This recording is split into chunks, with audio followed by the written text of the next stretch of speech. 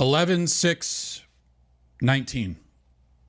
Yesterday's date, a date that will live in infamy. As I stand now in the aftermath of yesterday's tragedy, surveying the wreckage, I have trouble making sense of it, of understanding it. And I think, like a lot of people, we're just trying to get on our feet again and move forward, and not even understanding which way is forward in the haze of this tragedy. The news reported by outlets across the world, Daily Mail, Fox News, ABC, NBC, they were all on top of this story. Miley Cyrus and Liam Hemsworth unfollowed each other on Instagram. That's the story. According to a report in People magazine, this is the latest, says almost 3 months after announcing their separation, fans have noticed exes. Miley Cyrus and Liam Hemsworth have seemingly unfollowed each other on Instagram. Now, while it's unclear when the two made the split social media official or who first made the move, Cyrus, 26, still follows Liam's brother, Chris Hemsworth. And Liam, 29, I know now your question is, does Liam follow Miley Cyrus's family, Billy Ray Cyrus? Yes, he still does. Both stars also have left their old posts that featured the two of them together. The posts are still there. So there's a lot we don't know, and early reports often with these things are misleading. So you want to be careful about that. But what we know for sure is that they no longer follow each other, and two of the iconic Instagrammers of our time have gone their separate ways. Never to follow each other again, most likely. Never to like another post. Never to comment on another pic. Never to leave another emoji. We have now only the memory of what once was, and a hole in our hearts, and a hole in society, in our culture, that will never truly be filled. Okay, on to lesser news. The story about ABC and Jeffrey Epstein. Well, ABC, after being exposed for, of course, squashing the Epstein story, suppressing it for 3 years. So we should remember this. It's not just that they killed the story one time. This was according to the reporter who accidentally revealed all this to the public. This was an ongoing effort by them to suppress this story over the course of 3 years. But ABC now is doing some real investigative work, not into Epstein. No, they're not going to do that, but into the person who exposed them. That's what they're investigating. Now, before we get into the latest, I think let's go back, in case you didn't see this clip, but even if you did, I think we should play it again to refresh our memories. And this is just something we shouldn't forget. I think that we should just play this should be played every day, so we remember what the media is really all about. So let's go back and play this video that was released by Project Veritas, James O'Keefe. This is the video of the ABC reporter revealing the conspiracy by ABC to suppress the news about Epstein. I've had the story for 3 years. I've had this interview with Virginia Roberts. We would not put it on the air. First of all, I was told, who's Jeffrey Epstein? No one knows who that is. This is a stupid story. Then the palace found out that we had her whole allegations about Prince Andrew and threatened us a million different ways. We were so afraid we wouldn't be able to interview Kate and Will that also quashed the story. And then Alan Dershowitz was also implicated in it because of the planes. She told me everything. She had pictures. She had everything. She was in hiding for 12 years. We convinced her to come out. We convinced her to talk to us. It was unbelievable what we had. Clinton. We had everything. I tried for 3 years to get it on, to no avail, and now it's all coming out, and it's like these new revelations, and I freaking had all of it. I'm so pissed right now. Like, every day I get more and more pissed because I'm just like, oh my God, what we had was unreal. Other women backing it up. Hey, yep. Brad Edwards, the attorney, 3 years ago, saying there will come a day when we will realize Jeffrey Epstein was the most prolific pedophile this country has ever known. And I had it all 3 years ago. By the way, ABC has mostly tried to ignore all of this publicly. Most of the mass media has also mainly ignored the story. Well, they've paid it minimal attention. They've basically done the bare minimum. And that's what the media does with stories they don't like, where they don't want to be, in order, if they could, they would just not report it at all. But they know they can't get away with that. So they reported a little bit, and then they can always point to that and say, no, we reported it, look.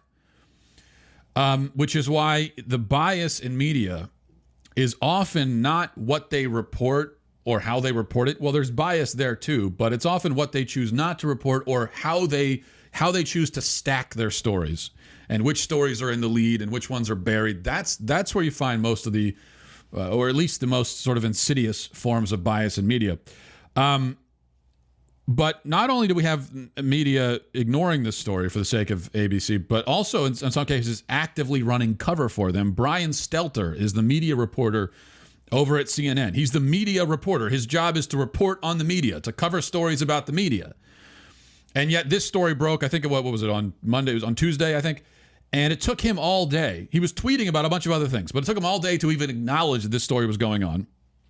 Which is kind of like, I mean, considering this is the biggest media story of the year, biggest of the decade, arguably, a very big story. This is kind of like if you're the sports reporter for a network and the Super Bowl is going on and you're tweeting about stuff, you don't even acknowledge it. But Stelter finally, at the end of the day, on the day that it broke, he released a newsletter where he finally acknowledged it for the first time. But he put it, is the last thing he covered in his newsletter. But what he's doing here is he's actually covering for, he's not really covering the story, he's covering for ABC. So here's what, let me read part of his newsletter anyway. It says, Vox's Jane Coaston reports. Yes, of course he gives us the report from Vox on this story, obviously. And then it summarizes the story. He says, in the video, Robach clearly thinks she's just speaking privately to a colleague. What she has heard describing is roughly what NPR's David Folkenflik, that's his name, great name, David Folkenflik. That is a dangerous name to say. I can't say that too many times. That's a dangerous name to say too many times on the air. David Folkenflik. NPR's David Folkenflik reported earlier this year that ABC interviewed the woman who was accusing Epstein and in 2015, but decided not to air the tape. Folkenflik's story suggested that lawyers, including Alan Dershowitz, were involved in scuttling the planned segment. And then he says Robach put out a statement saying that she was disappointed the interview didn't air, but she acknowledged that it didn't meet our standards. That was her, after this video came out. Now she's saying that, oh yeah, I mean, I'm disappointed it didn't air, but it didn't meet our journalistic standards. Yeah, well, that's not what she said in the tape. That is not, you saw the tape for yourself. She didn't say anything about, well, it didn't meet our journalistic standards. She was very clear that it did meet journalistic standards. It was corroborated. It was a good story, and they didn't run it. Stelter continues. Nonetheless, Tuesday's video clip caused widespread outrage, particularly on the right, with many commenters using it to stoke hatred of the media writ large. Personally, the most troubling part for me is Epstein's usage of high-profile, high-priced lawyers to intimidate news outlets. ABC News executives say their journalists were simply not able to corroborate the details of the reporting sufficiently for broadcast. Folkenflik wrote in his story on Tuesday. Okay, so Stelter is taking ABC's excuses at face value. He's giving us Folkenflik's version. And one of his main concerns is the hatred of the media that is being engendered by this story. The hatred from the dreaded right-wing commenters. That's his concern. Now, it gets worse, though. Yashar Ali is a journalist who's worked for various different outlets, and he's been following this story this week. Let me read some of a tweet thread from him with some breaking news in it. First, from last night, it says, ABC News execs believe they know who the former employee is who accessed footage of the reporter expressing her frustrations about her shelved Jeffrey Epstein story. The former employee is now at CBS, and ABC execs have reached out to CBS about that employee. And then in a statement, ABC News says, we take violations of company policy very seriously, and we're pursuing all avenues to determine the source of the leak. Isn't squashing a good story because you don't want to get Democrats and the royal family in trouble? That's not a violation of company policy. Is it at least a violation of journalistic standards, if you have any of those. And then most recently, he says, update, 2 sources familiar with the matter tell me that CBS News has fired the staffer in question. This comes after ABC informed CBS that they had determined who accessed the footage of Amy Robach expressing her frustrations about the Epstein story. So this is pretty amazing. First of all, you got ABC more focused on running down the source of the leak than addressing the thing that was leaked. Namely, that would be the fact that a corroborated account of a serial rapist and well-connected sex trafficker was killed by ABC because they didn't want to, they were worried about the optics for Democrats. They didn't want to destroy their access to the royal family. You know, they didn't want to, they wanted to have interviews and that sort of thing. ABC isn't looking into any of that. They just want to know who exposed them. That's the thing they're concerned about. And then they find this person working for a different network now, and that network fires him. But wait a second.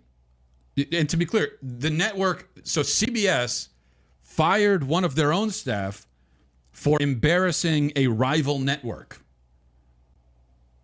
But hold on a second. Isn't this staffer then a whistleblower? Isn't he blowing the whistle on a major scandal? And hasn't the media spent the last several months shouting about protecting whistleblowers and extolling the virtues of whistleblowers and condemning anyone who outs whistleblowers? So now all of that passion for whistleblowing is out the window. Pretty incredible. This guy, I don't know if it's a guy or not, this person who released this footage, this would qualify as a whistleblower. This is a scandal. It's a major scandal, and this is someone who has exposed it. And really the only way to expose it was to release the tape. Because if someone who works at CBS now, used to work at ABC, had just come out and asserted that ABC had this story and killed it, nobody would believe it. It could easily be deflected and denied. So the only choice was to take the footage, to take the proof, and put it out there, which was the right thing to do. It was the moral, ethical, and I think courageous thing for this person to do, putting their own career at risk, which obviously apparently now is destroyed. That's a whistleblower. So just keep this in mind when we're talking about Trump and impeachment and the whistleblower in that story. Every time the media talks about protecting the whistleblowers and everything, remember what they're doing here. Because when someone blows the whistle on them, now they're going to hunt that person down and destroy them. All right, so there's this video making the rounds on social media, a different video. It's a compilation of Paula White. Paula White is the faith advisor to President Trump. She's also a prosperity gospel fraud and an embarrassment to Christianity and a heretic.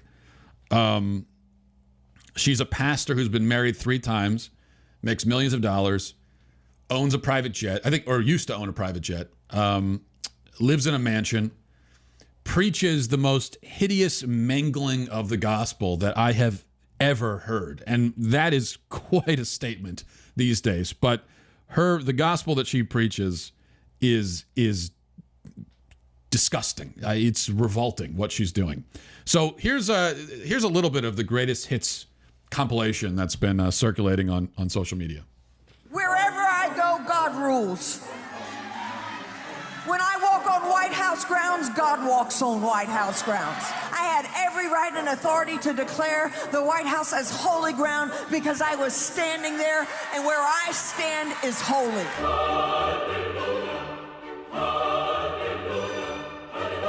To say no to President Trump would be saying no to God. And I won't do that. We are in a spiritual war right now. Let every demonic network that has aligned itself against the purpose, against the calling of President Trump, let it be broken, let it be torn down in the name of Jesus. You want me to tell you what my thoughts are? The thoughts of the King of Kings, the thoughts of the Lord of Lords. I'm downloading heaven. Hey!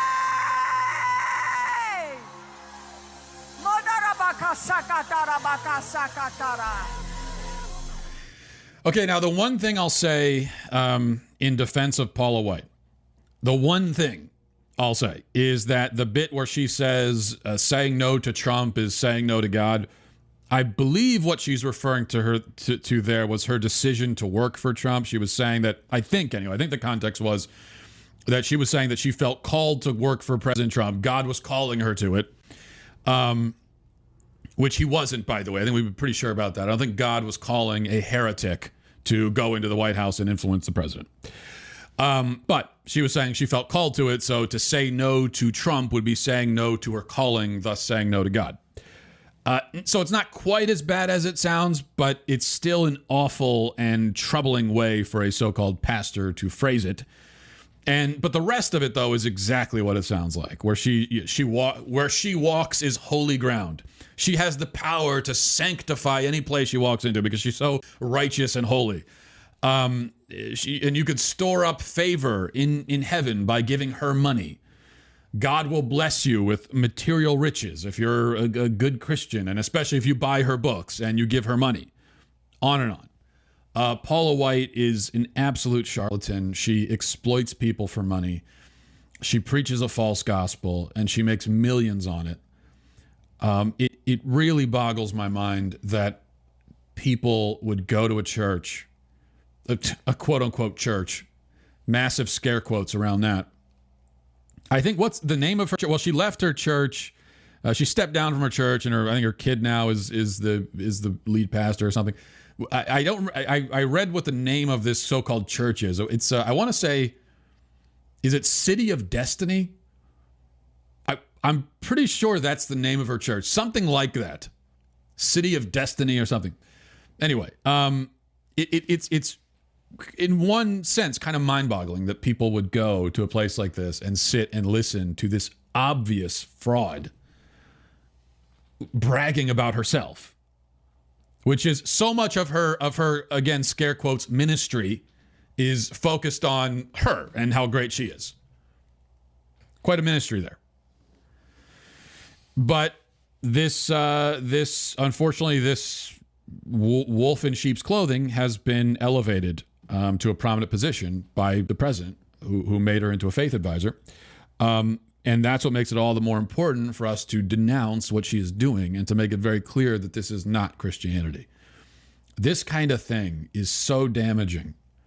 I mean, 1 million anti-Christian zealots could not possibly do the kind of damage to the church that people like Paula White do. They couldn't possibly do it. Because when she's out there as this obvious, transparent fraud and charlatan, exploiting people, then it gives everyone else who's not a Christian a chance to point to her and say, yep, that's what Christianity is all about. It's all a scam. I really hate it. I really, really hate it. Okay, speaking of things I hate, there's a movie coming out called Finding Jack. It's a Vietnam War movie, and the studio behind the film has settled on one of their lead actors for this movie that's coming out. And the lead actor is going to be James Dean. Yes, the dead one. Now, he died more than 60 years ago, but he's going to star in the movie. And what they're doing is they're taking old pictures of him and old footage, and they're going to use it to create a CGI version of James Dean. They're going to have a stand-in, probably someone in what you remember, like Andy Serkis, when he played Gollum in Lord of the Rings, he was wearing the suit, and they just grafted Gollum over top of him. Same thing they did with the Planet of the Apes movies that came out. So they're going to be doing that only with an actual human that once lived, and they're going to be grafting him over somebody else, and they're going to hire a voice actor that sounds like him. We have now reached a point where Hollywood is remaking people. So if you thought the remake and the sequel phase was going to die out, no, you were dead wrong, so to speak. That's now they've just gone to phase 2. Now they've only ramped it up. Not only are we going to remake movies, we're going to remake the people in the movies. So it's going to get to a point, and this isn't even a joke. It's going to get to a point where they're going to remake, like Gone with the Wind, with all the same actors in the original movie who they've recreated with CGI. That's where we're headed. And it is utterly grotesque and dystopian. And there are a lot of very good actors out, in Hollywood. Hollywood, for all of its flaws, There are a lot of really talented people and actors, I think. And they would all do a fine job acting in a Vietnam War movie. Literally thousands of actors out there would do a fine job in a Vietnam War movie. But instead of going to one of those people, one of those real live humans, they're going to dig someone out of the grave to do it. And why? Is it because it's, because a reincarnated fake James Dean is really the best man for the job? Or fake man for the job? No, it's a stunt, of course. It's a stunt which exploits a dead person and forces him to be in your movie without his consent, which is a whole separate issue. But I think this is why I think this kind of puts a face on what Martin Scorsese's been talking about and why Martin Scorsese came out against Marvel movies the way he did. His whole point, not that Marvel has done this yet, they'll get around to it. But his whole point was that movies are just these days turning into a collection of marketing stunts and gimmicks. And that's what movies are now. It's just a marketing thing. And there's no artistry to it. He wrote an article, I think it was in the New York Times. He wrote an article a few days ago, which is worth reading. I think it's an excellent article where he's fleshing out his criticism of Marvel movies. And the one thing that he talks about, and he keeps going back to, is with real art and real films and cinema, there's of course artistry to it, and there's emotional risk. It's like you're saying something. As an artist, you're putting yourself out there and presenting something unique and something that is that is from you as an artist. He talks about a real movie comes from the vision of the people involved. And there's a sort of single unified vision that's being put on the screen. But with these Marvel movies and these franchise films, it's not like that. This is, you got focus groups and marketing research and all of that's all tailored and stitched together to put on the screen with the sole purpose of just making money. There's no other reason to it. Like I talked about last week when we were discussing this. I think the primary purpose of a movie is very simple. It should be to tell a story. And all of the artists involved in it, their primary motivation should be to tell this story. They also want to make money, and they make a lot of it, and that's fine. I don't begrudge them that. You make $1 billion on a movie, good for you. But if the primary and really sole purpose of the movie was simply just to make $1 billion, and the story was secondary to that, then I think that's not even a real movie. What's the point of even watching it? They're telling you a story that they don't even care about. The storytellers themselves don't care about the story they're telling you. They just want your butt in the seat so that they can make money off you. That's the only reason. And this is a perfect example of that. If you really wanted to tell this story about the Vietnam War, I don't know what the specific story is they're going to tell, but there are a lot of great stories there. If you really wanted to tell the story, then you would just tell it. You would hire an actor who can do the role, and you would tell the story. But instead, they're going to make it into a grotesque marketing stunt, which we're told is okay because James Dean's family has signed off on it. His ancestors, 65 years later, say that, oh yeah, sure, you could pay us a bunch of money and put his likeness up on the screen, as if that makes it okay. All right, MattWalshShow@gmail.com. MattWalshShow@gmail.com is the email address. Get to some emails. This is from Adam. Says, I appreciate what you've said about children having a right to a mother and a father. However, as you spoke about this issue, I heard the opposing voices screaming in my head. The studies all show that children of same-sex couples turn out no worse than those of traditional couples. I'm not well versed in the literature concerning this issue, so do you know of any studies that do support your position on this matter? Yeah, this is where I think we have to be careful about trotting out studies, Adam. One of the peculiar things about debates and discourse these days in America is that people think they can win the argument just by broadly citing, not even citing, but simply mentioning studies. Without themselves the people haven't read the study, they're not familiar with the methodology that went into the study.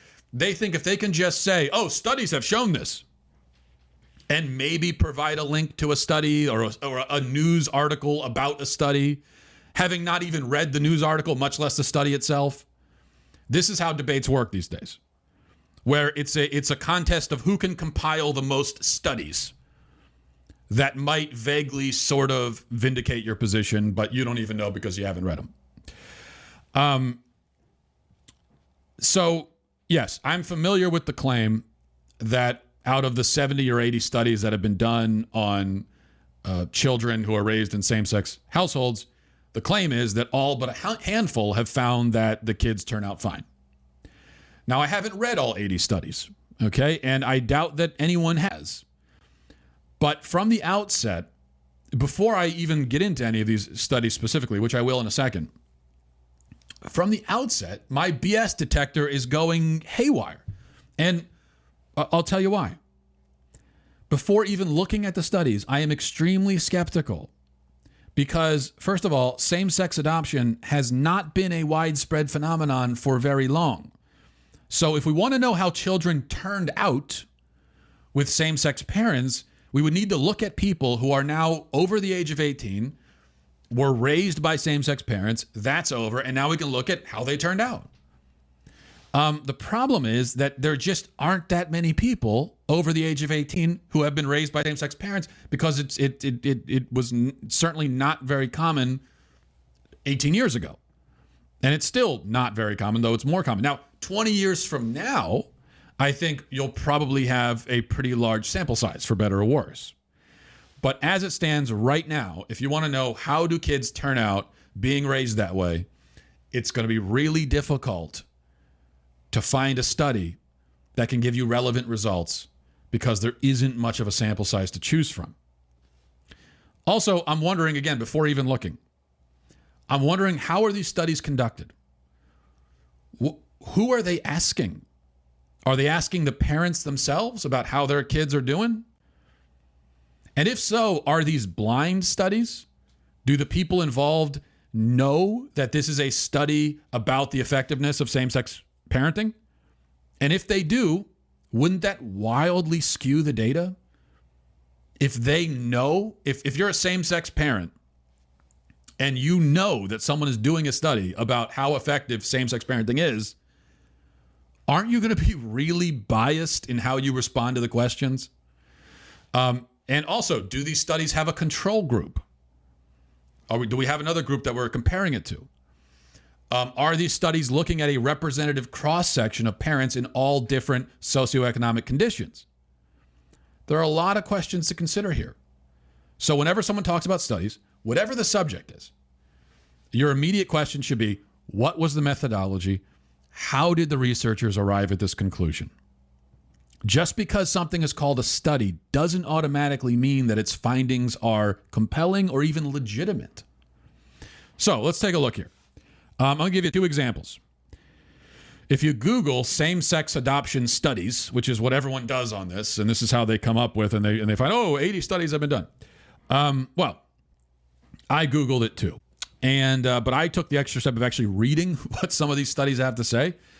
One of the first things that pops up, at least for me, it's an American Psychological Association article.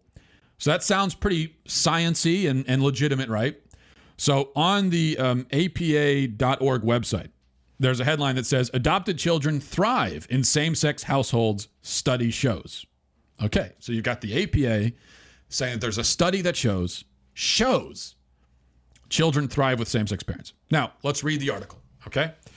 Radical step. Let's actually read the article. It says, new research shows that children adopted into lesbian and gay families are as well adjusted as children adopted by heterosexual parents and follow similar patterns of gender development, said Charlotte J. Patterson, PhD, a psychology professor at the University of Virginia. Patterson discussed the results of a study in press in Applied Developmental Science at an APA annual convention symposium on same-sex marriage. Patterson and co-authors Rachel H. Farr, a psychology doctoral student at UVA, and Stephen Forsell, PhD, a George Washington University, studied 106 families, including 56 same-sex couples and 50 heterosexual couples, who adopted children at birth or in the first few weeks of life. Okay, it's all sounding pretty great so far. And I think that most people, when they're looking for studies, they stop right there. If they even read that far, they're going to stop right there because, okay, it sounds science-y. We've got PhDs involved. And okay, it all sounds great. We're good to go. Now, Already there are problems. It's not a huge sample size. We're not told anything about whether these couples represent various socioeconomic conditions or not, which would be very important for a study like this. But at least you got the control group with the heterosexual couples also included. So, okay, maybe we've got something legitimate here. But then things go wildly off rails. It continues. In the study, parents assessed their own parenting styles and relationship satisfaction. They also filled out the preschooler's activities inventory, which assesses whether gender role behavior conforms to expected patterns or not. And the child behavior checklist. Teachers and daycare providers were asked to complete the caregiver teacher report form, which assesses a child's somatic complaints, anxiety, depression, and withdrawn behaviors. By looking at parents' self-reports and reports of others, the researchers found that the children of gays and lesbians were virtually indistinguishable from children of heterosexual parents. Okay. Do you see the massive problems here? Problem number one, the self-reporting of parents is basically useless. Parents are notoriously biased in favor of their own parenting and their own kids.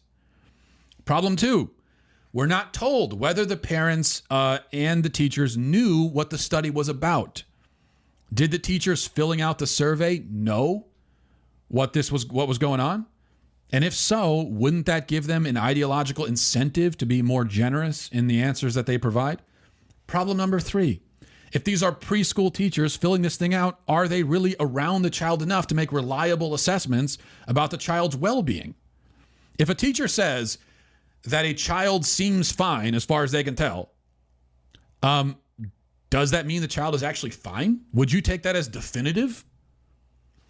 Problem four, and this is a big one. These apparently are preschool-aged children. These are very, very young children. How in God's name could you possibly purport to prove anything about same-sex parenting by looking at kids who have only been in that environment for a few years at most and who have not developed at all really psychologically? You know, we need to see, this is all about their psychological development. They haven't had any psychological development yet. So what could that possibly? Okay, well, a bunch of preschoolers seem happy. All preschoolers seem happy. Have you ever been around preschoolers?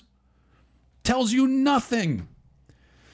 Now, if a kid seems fine to his parents and his teachers at the age of 4, that doesn't mean he's going to be fine at 10 or 12 or 14 or 22. This is an embarrassingly weak study that have all these PhDs involved, and this is what they come up with. And the APA publishes it without criticism. Okay. But let's look at another study. There's a much touted study, a much cited study that takes a longer range view, which is what you need to do. Think Progress has an article about it. Headline, kids in the longest running study of same-sex parenting are doing just fine at 25. Okay. Longest running study, doing just fine. That sounds powerful. Let's take a look. The National Longitudinal Lesbian Family Study has been following a contingent of lesbian families since they first started to plan to have kids in the late 1980s and early 1990s. Those children are now about 25 years old, and the researchers have confirmed that they're doing swimmingly.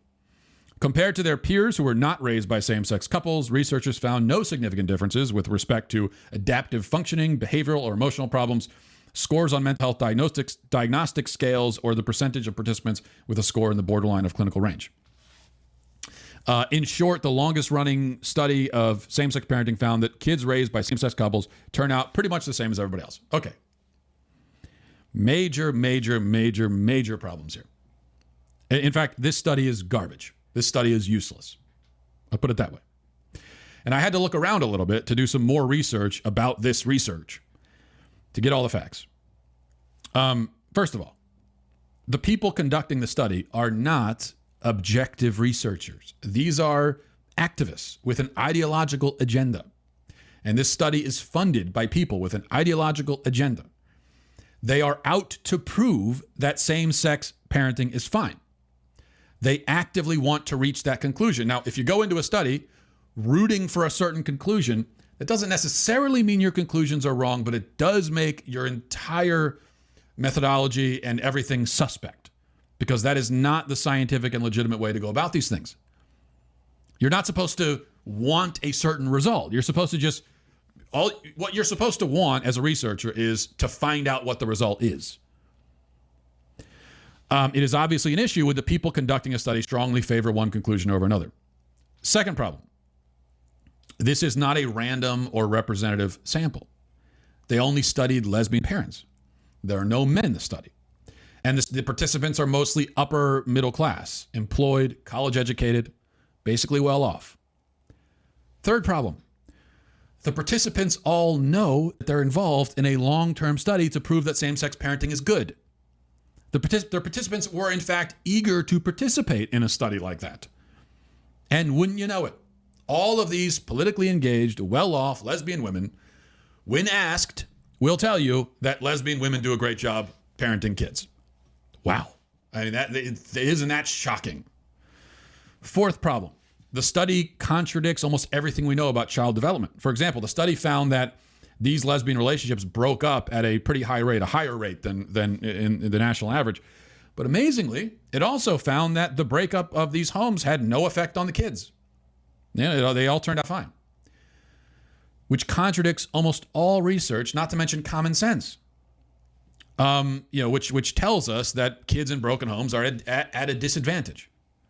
So, summing things up here, this is an ideologically driven study involving exclusively well-off lesbian women who know what the study is about.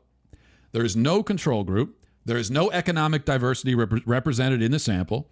And it relies largely on self-reported data from people who are both ideologically and personally committed to a certain conclusion.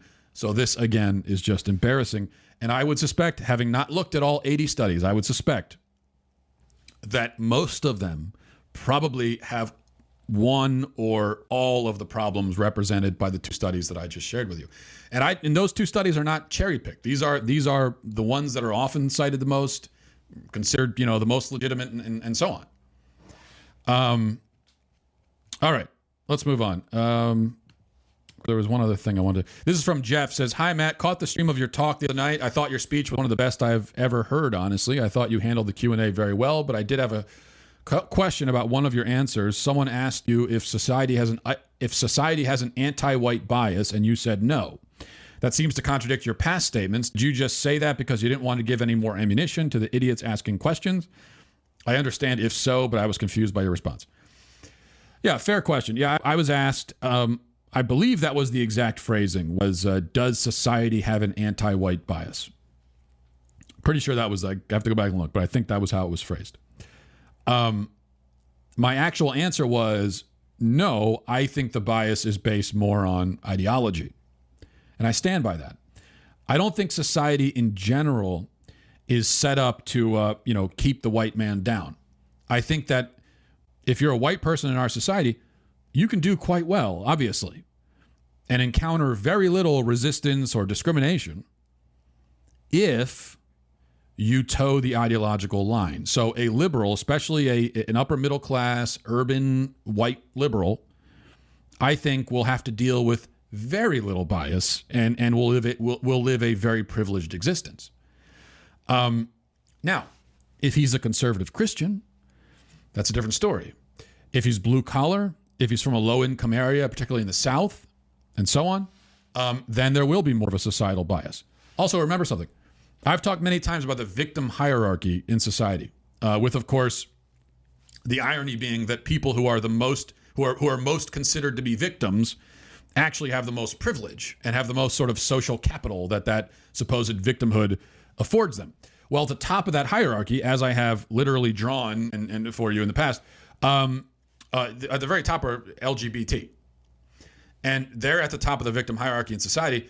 And there are plenty of white people up there. There are even plenty of white men up there doing very well in terms of how society treats them. Now, if you want to get more specific and start talking about specific institutions, then you can start to see a more generalized anti-white bias. Affirmative action, for example, in the education system, that is obviously anti-white bias. It's intended to be that. It is institutionalized, codified anti-white bias. It's also anti-Asian bias. But even that, that is focused more on men than it is on women. So that's how I would break this down. I don't think it's quite accurate to say society has an anti-white bias. I think society, the culture, is much more concerned with ideological conformity. But the explicit racial bias starts to creep in and become much more apparent in certain institutions. So maybe it seems like I'm splitting hairs there, but I think that this is an important distinction, and it's important for us to be specific in how we talk about this. I know many times in the past I have not been specific about it, but we have to keep this in mind that the elites in our society, academic elites, people in government, Hollywood, so on, many of them, probably most, are white. And what are they up to? What's their agenda? Are they white people with an anti-white bias? No. That to me is like when a black person comes out as conservative and then he's accused of being self-loathing and bigoted against himself. I think that's absurd. I don't think the human mind works that way. You're not going to be bigoted against your own group. Now, I think there is this sort of performative self-loathing thing that white people can do. But I don't think it's sincere. I think these are people with a white savior complex, and they want to be seen as especially woke and enlightened, so they pretend almost to be self-loathing. I don't think they actually are. So I think the agenda of these elites is one, as I said, ideological conformity. There are certain ideas, a certain worldview that they're trying to impose. And if you go along with it, if you repeat the lines that they give you, if you follow the script, you'll have smooth sailing. White, black, doesn't matter. As I said, a white person with the, quote, right ideology and who says the right things and has the right worldview and has the right attitudes about sex and especially comes from the right socioeconomic stratum will lead a very privileged existence. Same for anyone of any race who falls into all those categories. And one other thing, the question, if I remember correctly, the question was about anti-white. It wasn't anti-white male, it was anti-white. I do think that society is in many ways, especially the education system, biased against men, against boys, and against manhood in general. But I mean, think about a well-off, liberal, sexually enlightened white woman. I would say someone like that is basically going to encounter no bias anywhere. I mean, that's one of the easiest existences you can have. That's one of the easiest existences currently on offer in the world, is that, especially in the education system. I mean, our education system is designed for people like that, in that category. And the woman part, the girl, that's a very important aspect of it. The education system is designed for girls, and it caters to them, which is why, huge coincidence, right, that when you find that boys in the school system are drugged for ADHD at a much higher rate than girls. Why is it? Because the system isn't really made for the boys. It's made for the girls. And the boys who are not able to learn like girls learn and aren't able to sort of conduct themselves in a similar way, then we just say that they're mentally disordered and we drug them. So that, again, is that a racial thing? No, I think it's deeper than that. So that's my point. All right, last question. This is from Jude. Says, Matt, great show, but what's up with the banjo in the background? Can you actually play that thing? If so, can you play us a song? Well, Jude, yes, the banjo in the background, it's usually in the background, but I have it right here because I was waiting for this question. Now, first of all,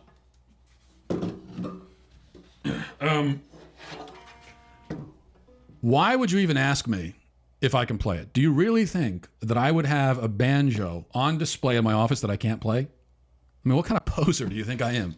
What kind of poser has an instrument on display that they can't even play? That you would even ask me that is, I'm offended that you would think I'm that kind of person.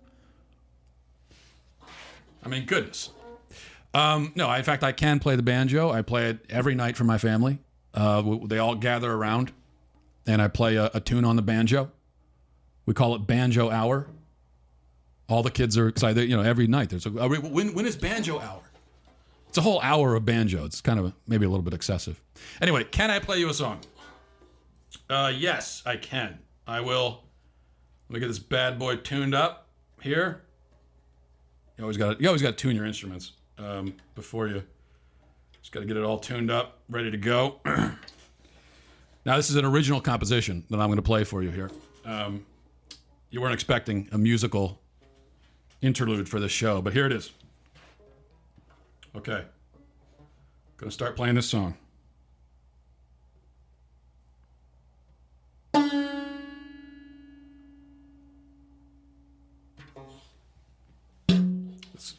You know, I'm something of a, what we call a minimalist musician. It's not everyone's style. It's a little abstract. It's a very sort of heady way of playing the instrument. Really makes you think. But that was my song. So thank you for giving me the chance to share my music with you, which really is my greatest passion in life. And thanks everybody for watching. Thank you for listening. Godspeed.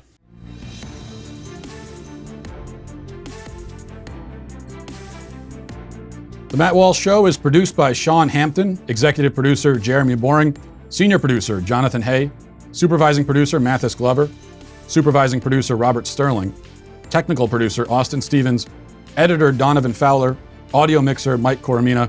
The Matt Walsh Show is a Daily Wire production. Copyright Daily Wire 2019. Democrats' impeachment attempt isn't merely a hoax or a witch hunt. It's a coup. And you don't need to take my word for it. That's the word being used by the lawyer for the whistleblower who kicked off the latest impeachment push in the first place. We will blow the whistle on the whistleblowers' coup. Check it out on The Michael Knowles Show.